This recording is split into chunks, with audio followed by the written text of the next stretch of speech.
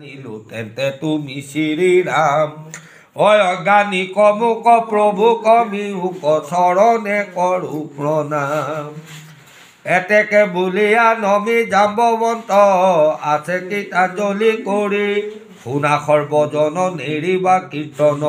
ডাকে বোলা হৰি হৰি হৰি ৰাম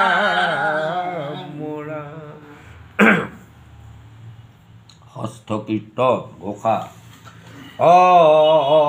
হৰিৰ চৰণে চিন্তি উচিত হৃদয়ে সৰ্বতা মুখে ৰাম ভোলা কৰ্ণে শুনা কৃষ্ণ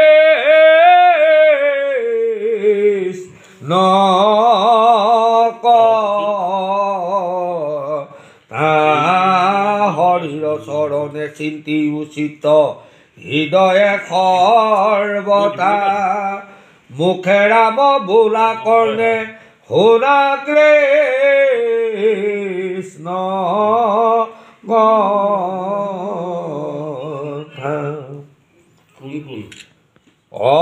হেন স্তুতি বাণী শুনি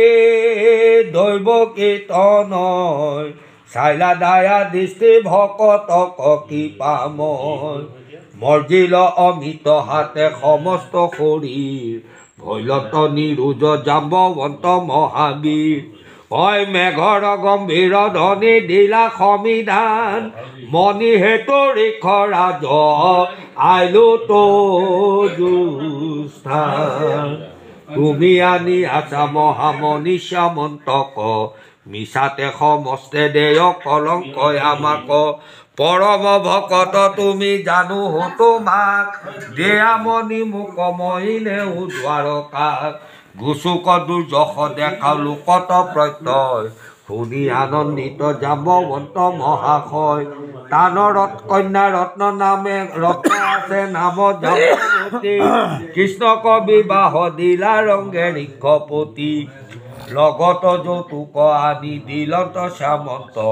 পৰম আনন্দ দেখি ভৈলা ভগৱন্ত গতৰ বা যত যত প্ৰজা আছে বহি কৃষ্ণক চাহন্তে 12 দিন গৈল বহি